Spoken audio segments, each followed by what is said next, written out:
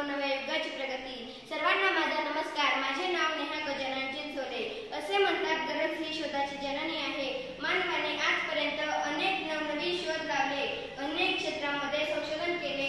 तुम्ही सर्वांनी एआय बद्दल ऐकलेच असेल। एआय म्हणजे संगणक, मशीन किंवा रोबोट यांना माणसासारखं विचार करण्याची, शिकण्याची आणि निर्णय घेण्याची क्षमता देणारी तंत्रज्ञान प्रणाली म्हणजे एआय। थोडक्यात विचार करणारे यंत्र।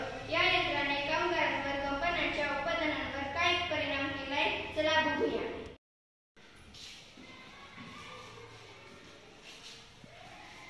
बघा मंडळी, आता आपल्या कंपनीत नवं तंत्रज्ञान आलं आहे।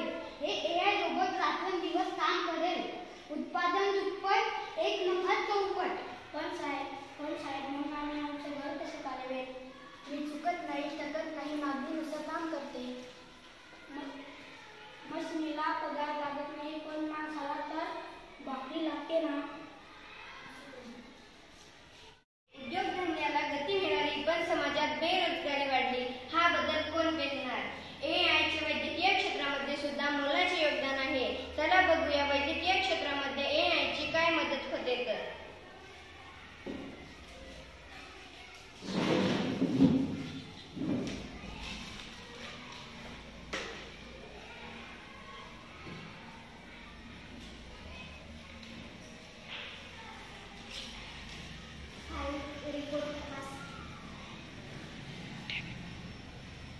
फुफ्फुसाच्या आजाराची सुरुवात, तात्काळ औषध देण्यास जीव वाचेल। इतक्या लवकर ओळखलं? होय, अनेक दिवस लागतात। आता मिनिटातच उपचार काय शकाय।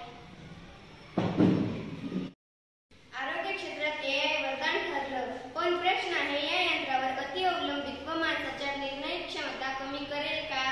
तुम्ही सर्वांनीच विचार ऐकलाच असेल, वाचाल तर वाचाल, परंतु आता पुस्तकांची जागा मोबाईलने घेतली। चला तर मग आजकालची मुलं म्हणजे आम्ही कसा अभ्यास करतो आणि आमच्या प्रश्नांची उत्तरे कशी शोधतो ते बघूया। एआय मला परीक्षेसाठी निबंध लिहून दे।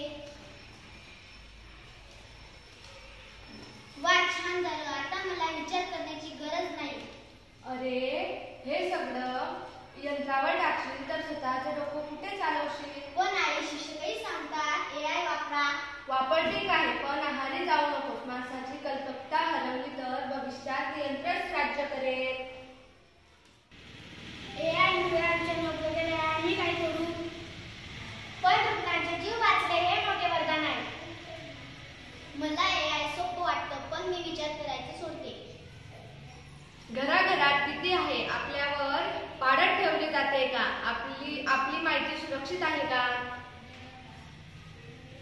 मी माणसाचा शत्रू नाही, मी फक्त एक आरसा आहे। जसं बघाल तसं प्रतिबिंब दिसेल।